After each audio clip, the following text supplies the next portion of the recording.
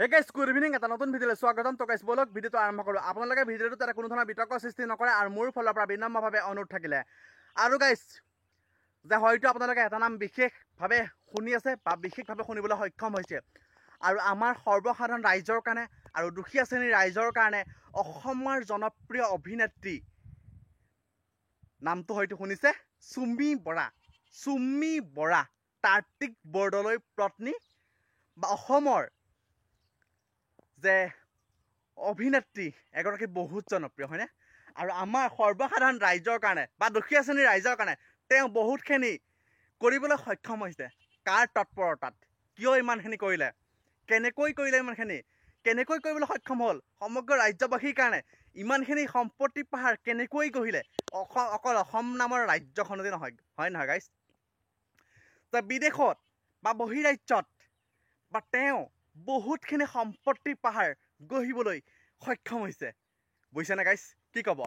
যে সাধাৰণ ৰাইজৰ কাৰণে অকল অসমৰ কাৰণে নহয়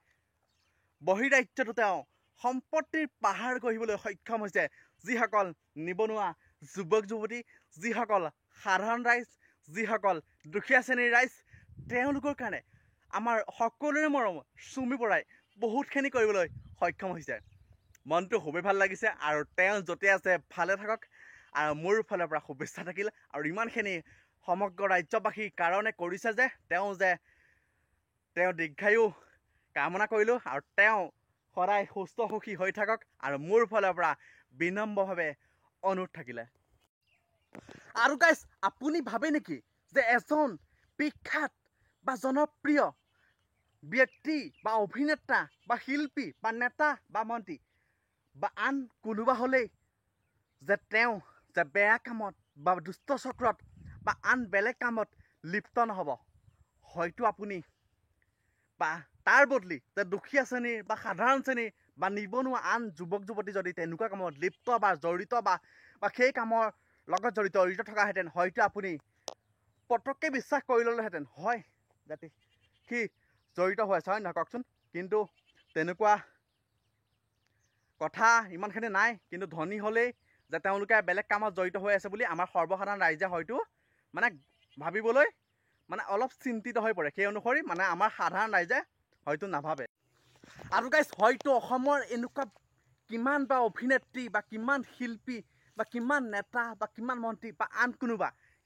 যে জড়িত নাই বা জড়িত আছিল বা জড়িত কেনেকৈ হ'ব আপুনি ভাবে নেকি যে ভাল মানুহবোৰ বেয়া কামত বা ডাঙৰ দুষ্ট চক্ৰত সঁচাকেই জড়িত হৈ থাকে আৰু সেইটো সাধাৰণ ৰাইজে ভালকৈয়ে জানে কিন্তু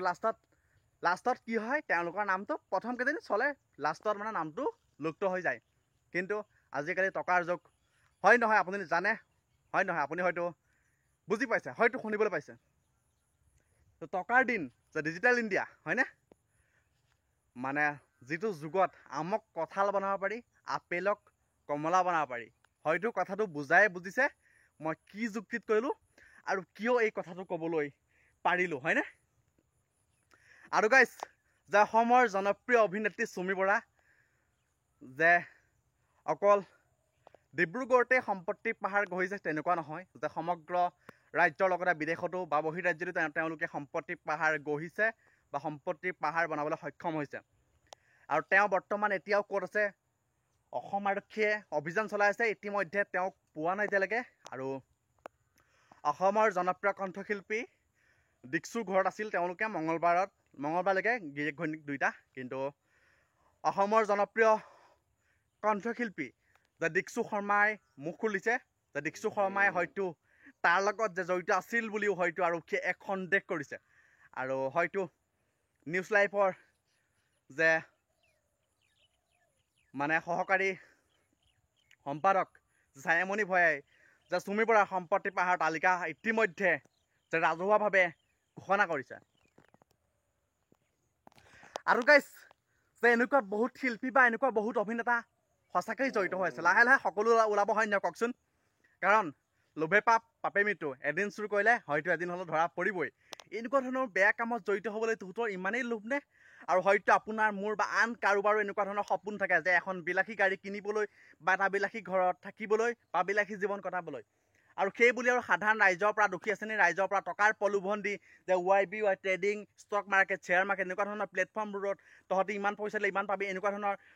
প্ৰলোভন দি আপোনালোকে ইমানখিনি পইচা মাৰি এনেকৈ ধৰণৰ সাধাৰণ ৰাইজৰ পৰা পায় নেকি? আপোনাৰ বেয়া নালাগে? আপোনাৰ দুখ নালাগে? নামত জনপ্ৰিয় হ'লে কি আপুনি কাম জনপ্ৰিয় কৰিছে বুলি ভাবে নেকি? ধিক্কাৰ জনাইছোঁ এনেকুৱা ধৰণৰ ঘটনাক। চুমি বৰা যে অভিনেত্ৰী নে তই আন কিনিবা হয়? আন কি হয়? তই নিজকে অভিনেত্ৰী বুলি ভাব নেকি?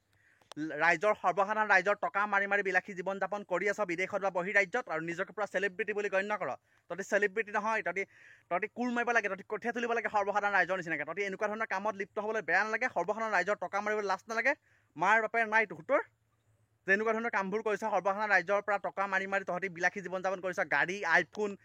বা বিয়া পাতিছ ইমান দামী দামীকৈ বা ইমান ধৰণৰ এপাৰ্টমেণ্ট বা প্লেটফৰ্মত টকা জমা কৰিছ, তহঁতি হস্পিটেলত টকা জমা কৰিছ বা বিভিন্ন দোকান বজাৰ এনেকুৱা ধৰণৰ বিভিন্ন তহঁতি খুলিবলৈ সক্ষম হৈছে, শ্বপিং মল আন কিবা ডান্স স্কুল আল বাল এইবোৰ বহুত তহঁতি কৰিছ সম্পত্তি পাহাৰ। সৰ্বসাধাৰণ ৰাইজৰ পৰা দুখ নালাগে তহঁতৰ? চি। আৰু গাইছ এনেকুৱা ধৰণৰ বেয়া কাম বা এনেকুৱা ধৰণৰ কামৰ লগত জড়িতসকলক উচিত শাস্তি প্ৰদান কৰিব লাগে আৰু উচিত তদন্ত ঘোষণা কৰিব লাগে যাতে এনেকৈ যে সৰ্বসাধাৰণ ৰাইজৰ টকা যাতে তেওঁলোকে মাৰিবলৈ নোৱাৰে আৰু ভৱিষ্যতে যাতে এনেকুৱা ধৰণৰ কাণ্ড তেওঁলোকে নকৰে নামত জনপ্ৰিয় হ'লে। আৰু ছায়ামণি ভূঞাই যে নিউজ লাইভৰ সহকাৰী সহ আহ্বায়ক যে তেওঁ যে কৈছে যে তেওঁলোকৰ যি সম্পত্তি পাহাৰ বৰ্তমান বহুতখিনি সম্পত্তি তেওঁলোকে গঢ়িছে আৰু বৰ্তমান ডিব্ৰুগড় আৰক্ষীয়ে ইতিমধ্যে অভিযান চলাই আছে। আৰু ছায়ামণি ভূঞাই কৈছে যে এইটোৱে হ'ল অসমৰ দ্বিতীয় সৰ্ববৃহৎ বিত্তীয় কেলেংকাৰী বুলি কৈছে। আৰু হয়তো ফেচবুক ইনষ্টাগ্ৰাম হোৱাটছআপ টুইটাৰ বা এনেকুৱা ধৰণৰ বিভিন্ন সামাজিক মাধ্যমবোৰত যে সকলোৱে বা পোষ্ট কৰিছে বা ষ্টৰি লগাইছে বা ৰিলছত এনেকুৱা ধৰণৰ টাইপিং কৰি লিখিছে যে অসমৰ প্ৰথম চুৰি মহিলাগৰাকী কোন? চুমি বৰা, হয়নে? চুমি বৰা জনপ্ৰিয় অভিনেত্ৰী চুমি বৰা, কাৰ্তিক বৰদলৈৰ পত্নী। আৰু ইতিমধ্যে এটা গান ওলাইছে যে চুমি বৰাৰ বিষয়ে আৰু সেই গানটো বহুত ভাইৰেল হৈছে আৰু বৰ্তমান মিলিয়ন ভিউজ আহিছে। আৰু আপোনালোকে মোৰ ভিডিঅ'টোত যদি নতুনকৈ যদি মোৰ ভিডিঅ'টো চাই আছে চেনেলটো ছাবস্ক্ৰাইব কৰি ভিডিঅ'টোত লাইক কমেণ্ট কৰিব আৰু শেষলৈকে চাব। আৰু ভিডিঅ'টোত যদি কথা পতা যদি কিবা কওঁতে ভুল হৈছিল প্লিজ ক্ষমা কৰি দিব। আৰু আপোনালোকে ভিডিঅ'টোত যাতে কোনো ধৰণৰ বিতৰ্কৰ সৃষ্টি নকৰে আৰু আকৌ এবাৰ মোৰ ফালৰ পৰা বিনম্ৰভাৱে অনুৰোধ থাকিলে। আৰু তেওঁলোকে যে অসমৰ অকল ডিব্ৰুগড়তেই যে সম্পত্তি পাহাৰ গঢ়িছে তেনেকুৱা নহয়, অসমৰ প্ৰতিখন জিলাতে তেওঁলোকে সম্পত্তিৰ পাহাৰ গঢ়িছে। ডান্স স্কুল বা এনেকুৱা ধৰণৰ মল বা এনেকুৱা ধৰণৰ ইণ্ডাষ্ট্ৰী বা এনেকুৱা ধৰণৰ প্ৰাইভেট মেডিকেলতো তেওঁলোকে বহুতো পইচা ইনভেষ্ট কৰিছে আৰু বহুতো বিলাসী গাড়ী কিনিছে বা এনেকুৱা ধৰণৰ কেইবাখনো 5-6খনমান গাড়ী ডিলাৰ তেওঁলোকে মুকলি কৰিছে আৰু তেওঁলোকৰ নামত। আৰু চুমি বৰাৰ প্ৰকৃত ভাইটি নে আন কোনোবা যে বিশাল ফুকন যিটো 22 বছৰীয়া ল'ৰা